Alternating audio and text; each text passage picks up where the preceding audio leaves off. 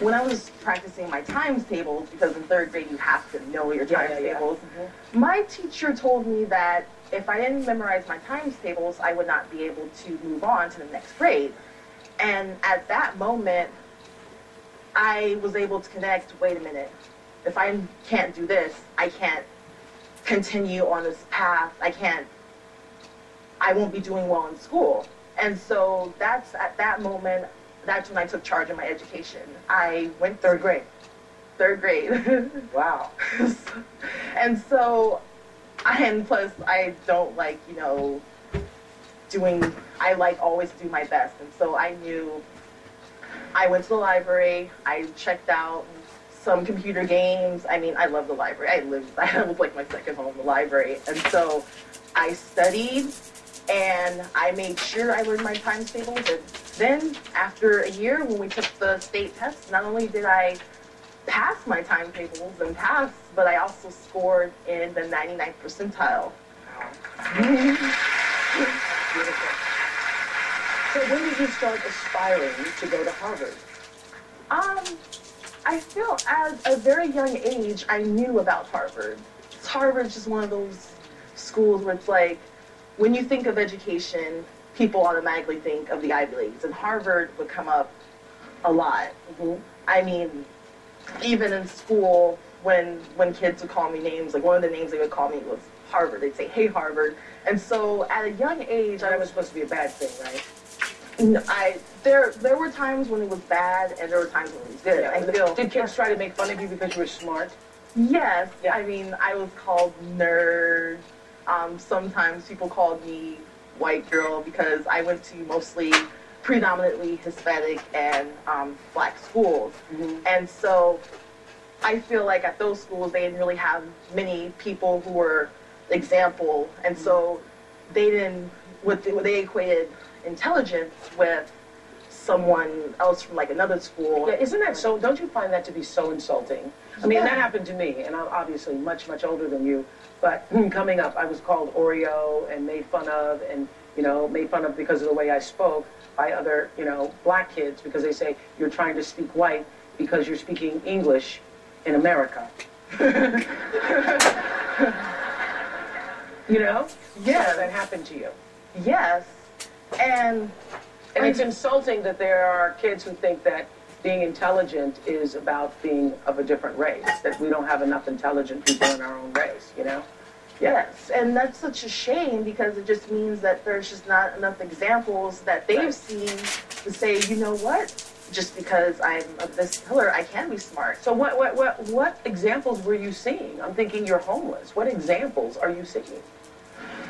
Many saddening examples. Like, a lot of kids in my situation didn't know or understand the importance of education. Right. And so the reason you understood that is because your mother? Yes, my mother. She knew that she had high expectations of me, and she was able to see my potential. Even though she was homeless, yeah. And is she still homeless? Yes. Yeah.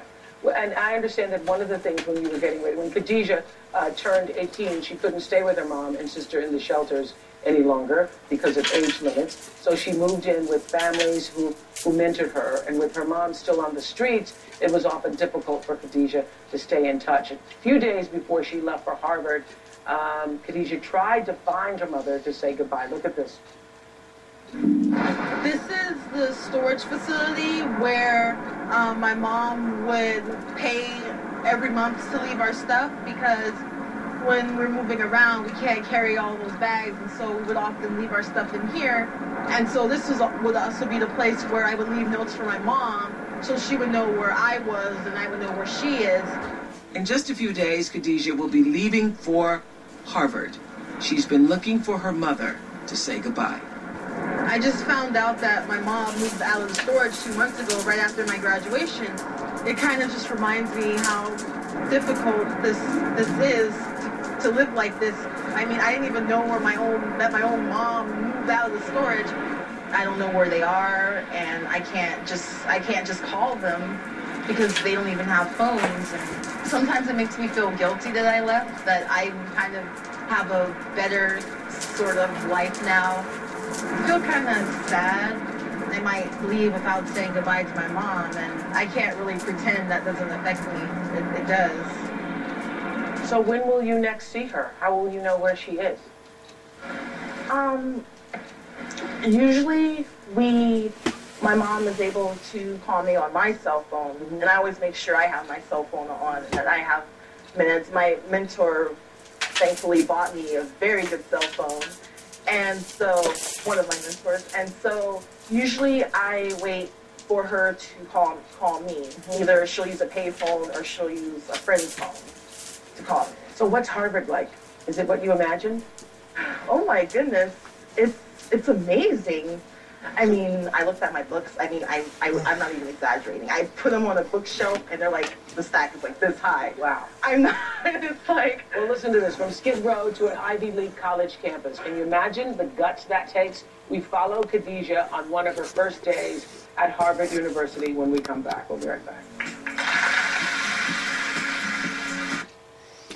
A song by Paul Beckman, Palu Rainbow Song, created March 18th, 2010, using the guitar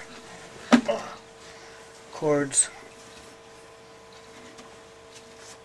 A, B7, and D. This song is going to be called Able to Go to School and Rise Above Poverty.